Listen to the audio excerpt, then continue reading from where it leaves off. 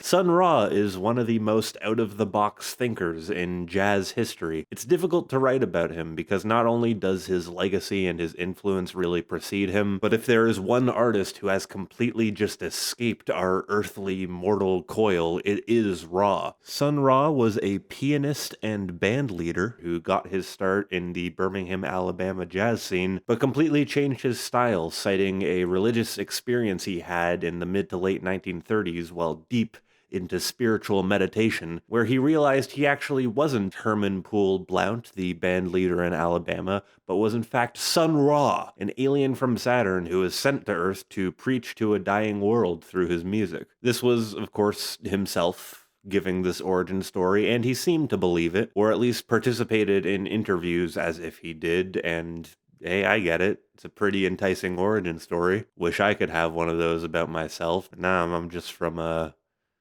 Ontario. In 1945, he moved to Chicago, where he would end up forming the Orchestra, less of a band and more of a collective, kind of like a predecessor to P-Funk or the Wu-Tang Clan. They were led by Sun Ra and saw music as more of like a ritualistic practice to get across their ideas of philosophy or religion. And because of this, the main pull of the orchestra ended up really being their live shows. They would come on stage dressed in these colorful robes that felt like a mix between ancient Egypt and like the year 3000. And instead of playing traditional jazz music, they would seek to disorient or overwhelm their audience with just how much was going on. While most big bands would have their horn section there to hammer through the melody or to have a variance in solos, Sun Ra would put his horn players to good use by having them just 5 or 6 at a time, wailing as loud as they can in dissonant tones, only briefly pausing to play something us earthlings could refer to as music. What they were doing was pretty divisive for the time. Some people saw it as an avant-garde way forward for jazz.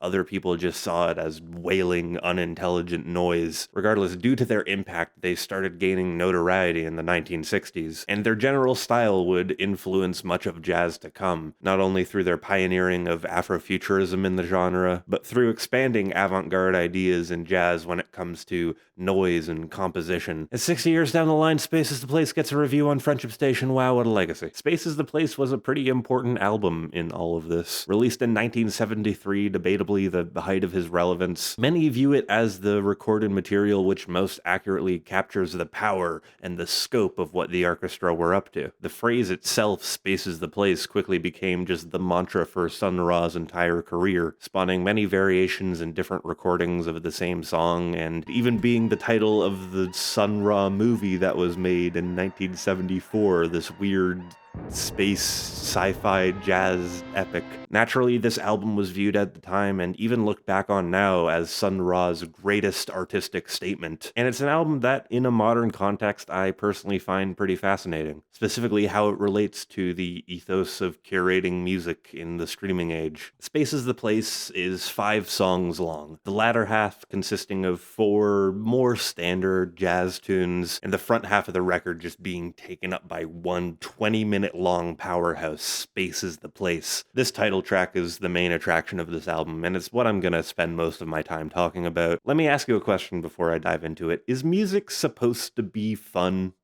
Are you supposed to have a good time while you're listening to something? Follow-up question, can a song that makes you want to rip your own skull out of your face technically be considered good? And I know what you're thinking with what I'm saying here. How can jazz music be stressful? Have you heard the way a trumpet sounds? It's goofy and fun. Ryan Gosling explained it all to me in La La Land. I know what jazz is, I get it. And to that I say,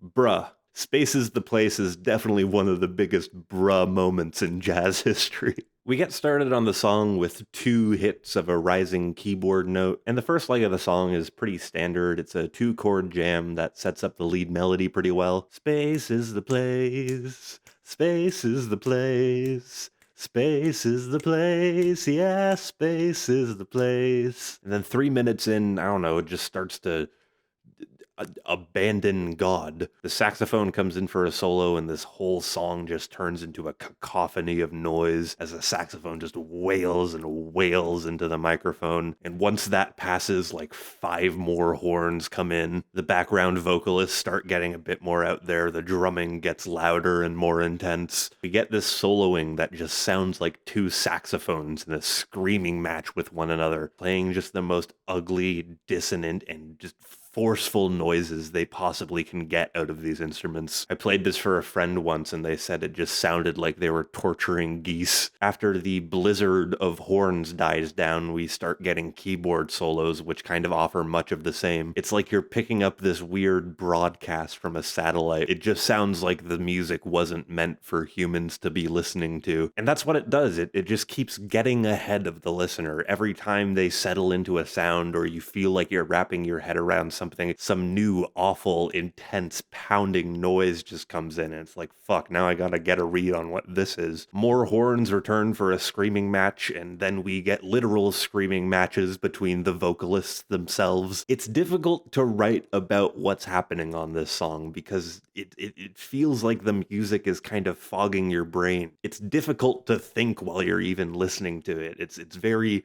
disarming music. It's just harsh, unpleasant noise, and the only thing you can really do as a listener is confront it. It's like watching a car wreck or like animals killing each other. It's so gruesome and so dark, but it's engaging in just this uncanny way. And when things start to die down, you realize something about the music you're listening to.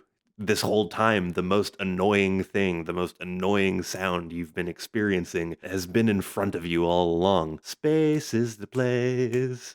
Space is the place. Just repeating ad nauseum for like 18 whole minutes. It's like nauseating to listen to. It's that same queasy feeling that you get once you just spend an entire day binging on candy corn, just and then you wake up the next morning just utterly sick to your core, and you go to the kitchen and you see like there's still a bowl left on the counter. You're just staring at it like, oh fuck, I'm gonna eat that. And I imagine just all of the harsh noises of the screeching horns is just what's going through your head as you eat that, just disassociating completely. This song makes me feel like I'm Skylar White in that scene of Breaking Bad where she's just like, shut up, shut up, shut up, shut up. It's a song that requires 20 minutes of your undivided attention, and it's just fucking trying to torture you with it until about the 19 or 20 minute mark where it finally dies down to kind of an unsettling and empty conclusion. It's some of the most thrilling music I've ever been witness to. Did I say thrilling? I meant grilling. It feels like somebody took my brain out of my head and threw it on a barbecue. The next song on the album is Images, and it is a welcome moment of decompression from the war crimes you were just a witness to. And that's the really interesting thing that this album does, is it makes you confront the music after it in an entirely different light. You are a different person after the 20 minutes of Space is a Place. The first time I listened to it, coming out of Space is the Place, I was significantly more stressed, agitated, on edge, no thoughts, brain empty, only noise. It's so difficult to process what it is you're witnessing on Space is the Place that when it's finally over, it's just such this breath of fresh air. By most standards, Images would actually be kind of a more avant-garde and out there jazz song, but in the context of Space is the Place, it's so much more of a familiar sound. I hesitate to say it because it might be a controversial opinion, but I think after Images, the quality kind of takes a dive. Not extremely, though. The song after it, Discipline 33, is a softer, more meditative piece. I really like the woodwind arrangements on it, but I don't think the piano soloing is as captivating as it could be. And really, I think the song just sort of cuts itself off before it can become interesting. The song after that, though, Sea of Sound, is possibly the weakest spot on the album for me. It's basically a rehash of the noise and the disorientation of Space is the Place, but without as much of a narrative development. There isn't really a lot of variation in how the instruments are being played throughout the 7.5 minute runtime, and it does something which the title track definitely doesn't. It gets boring after a while. However, for me at least, the album does end on a high note with Rocket Number 9, which is a really fun, energetic song with all these scattered vocal melodies that only have a vague sense in where they lie in the rhythm of the song. The drumming and the sax playing just make it feel so dreadful and alerting. It's like the last rocket to Venus is taking off without you. And so it concludes one of the heaviest experiences, at least in 1970s jazz. But reviewing this album for its individual songs is kind of like missing the forest for the trees. It's about the experience, you know? It's about the journey. The real jazz is the friends we made along the way. But why I think this album is important is,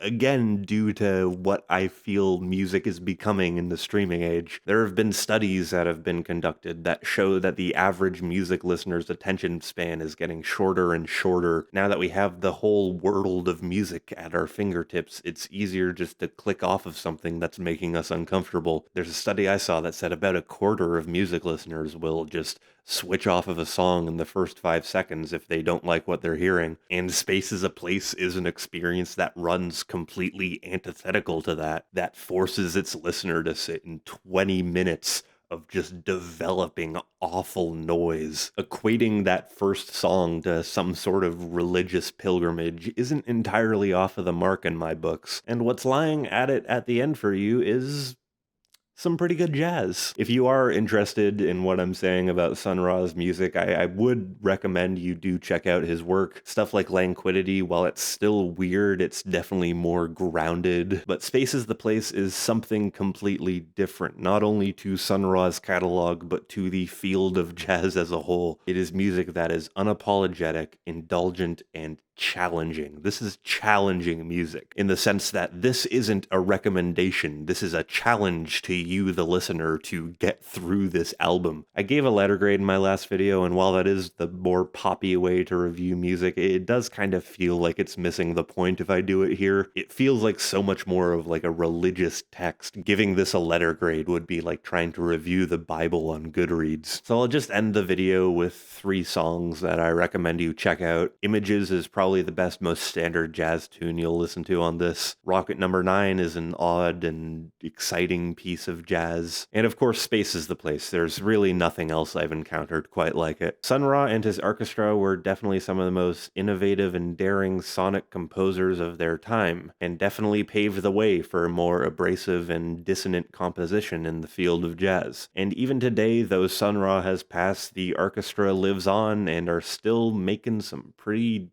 fucking weird noise. Overall, I give this experience 2 suns up.